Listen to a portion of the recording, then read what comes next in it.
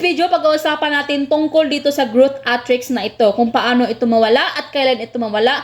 At kung paano tayo nagkaroon ng ganito, guys. So, ito yan, guys. Pag-uusapan natin yan. So, kung bago ka lang dito, kasi bago lang din po ako. So, ginawan ko talaga to ng video, guys. Kasi ngayon lang din talaga nawala yung growth actress ko dun sa profile ko, guys. Sa account ko na ginagamit ko, no? So, nung nagka-growth actress kasi ako, guys, nag-search ako dito sa YouTube, wala talagang lumalabas na may nagawang tutorial about sa growth actress. Kaya sabi ko sa sarili ko, pag mawala talaga tong growth matrix ko, gagawan talaga ko to ng video kung paano tayo magkaroon nito. O sayan. So keep watching dyan kasi mag-usapan natin, wala nang tupak-tupak pa. O ito. So, ngayon lang nawala yung growth actress ko. Sorry ha, kasi Bisaya ako kasi pero para sa inyo kasi alam ko maraming Tagalog na magtitingin nito eh. Kasi yan, magtatagalog ako para sa inyo, mga loko-loko kayo. So, ngayon lang nawala yung growth actress ko. At, ang tanong, kailan mawala yung growth actress? Alam ko maraming nagka-growth actress dyan sa mga profile or mga pages nila eh. Kaya walang katanungan eh. O ito, sasagutin ko na yung mga tanong nyo. Sa akin, bago siya nawala, 3 months. 105 days nawala yung growth actress ko. Growth matrix, basta yun na yun. 3 months siya nawala. So, yan. At ang tanong, bakit tayo nagkaroon ng mga growth actress sa profile or pages natin? Ito po siya. Pag nagka-first violation po tayo, di ba? Nagka-first warning po tayo.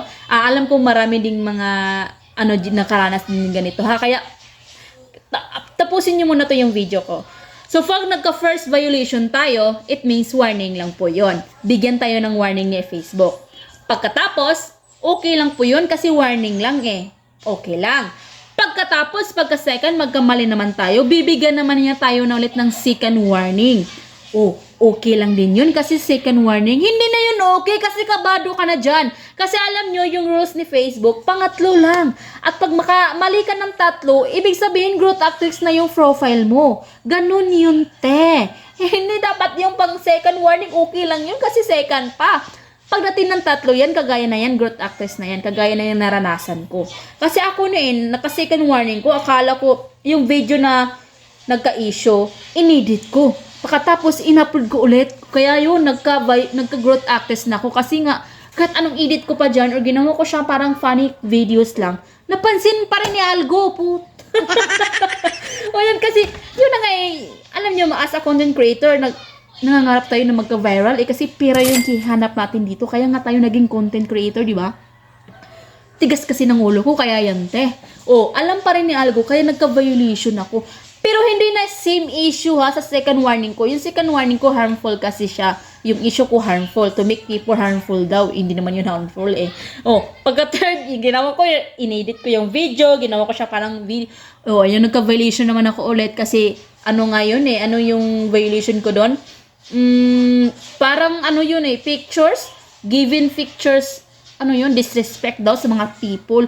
Hindi ko naman, hindi naman ako parang pumapatay doon eh. Yung ano lang naman, basta yun na yun.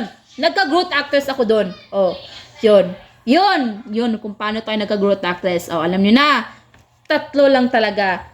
First warning, second warning, at pagdating ng 3, growth actress na yung account mo. At kung hindi ka pa talaga matuto sa growth matrix na yan, magkamali ka pa ng 4, talagang suspended na yung account mo. O, ayan.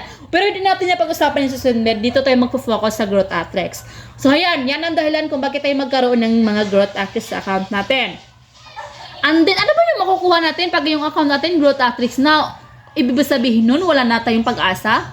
No, meron pa din. Kasi pag growth matrix yung account mo, recommended ka, hindi sa crowded audience, recommended ka sa mga new users sa Facebook. Yun po talaga yung linagay din ni Facebook. Yun po talaga yung nabasa ko kasi binasa ko yung lahat eh. Simulan yung nag-growth access ko. Lahat ng mga rules binasa ko na kasi ayoko na magkamalit eh. So yun, recommended ba yun yung profile pages mo pero sa mga new users lang. Kaya lang ang pangit talaga sobrang dismaya ako sa mga time na yun kasi para kung bumalik sa mga 2K followers lang ako. Imagine niyo 100 plus followers ako ha, pero yung mga views ko sa video ko sobrang baba.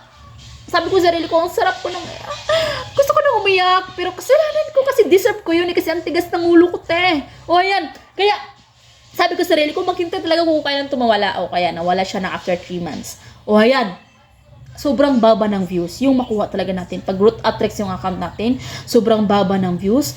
Para ka talagang bumalik sa umpisa, te. Yung parang nag-uumpisa ka talaga yung 100 views, 500 views. Ganun talaga yung ma-experience mo, te. Ginawa ko. And then, at ito yung katanungan din. Okay lang ba yung earnings natin? Kahit nag-Growth Actress yung profile or pages natin, okay lang siya.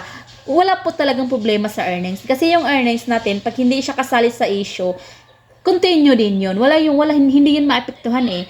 Kaso lang paano tayo makakuha ng earning? Yung views natin, hindi nga maabot ng 1K. O, walang earning yun kasi yung $1 ngayon is 100,000 views yun eh. Paano yun? Hindi natin makukuha. O, ganon. Kaya yung nagka-Growth Actress ako, 1 buwan ako walang sahod, te. Oh, kasi yung earnings ko doon, imagine nyo, $12 lang. Hindi yun ma-process eh, kasi yung limit doon eh, $25. O paano yung te? O, nautang naman ako sa tindahan kasi wala nga eh. Buti ngayon bumalik na siya. Diyan bumabawi-bawi na rin ako kahit kaunti-unti, no? So, ayan po, okay na po yung earning. Wala po siyang problema. Yan po sa mga tatanong dyan. O, sa ngayon, sana, I hope naman nasagot ko na yung mga katanungan nyo, no? So, paki-follow naman doon sa profile ko, itong Hot Momo Hinorali po. Kasi po doon po ako gumagawa ng mga kalukuhan ko sa buhay. Ayan. Sa may mag-request pa dyan, kung gusto nyo maggawa pa rin ako, comment lang dyan kayo sa comment section kasi gagawan tayo ng mga tutorial. Kasi marami na din po akong na-experience ng mga kalukuhan ko dito sa Facebook. Kasi matigas yung ulo ko eh. Kasi yun medyo na marami-rami na din akong na-experience ng mga bawal-bawal dito sa Facebook eh. So, I hope nasagot ko yung mga katanungan nyo. Kaya mag-ingat po tayo talaga. First of all, mag-ingat po tayo bago tayo mag-post ng mga video natin. Mag-ingat po tayo. Siguraduhin po natin hindi natin labag yung fallacy ni Meta doon. Okay? So, God bless po and thank you for watching.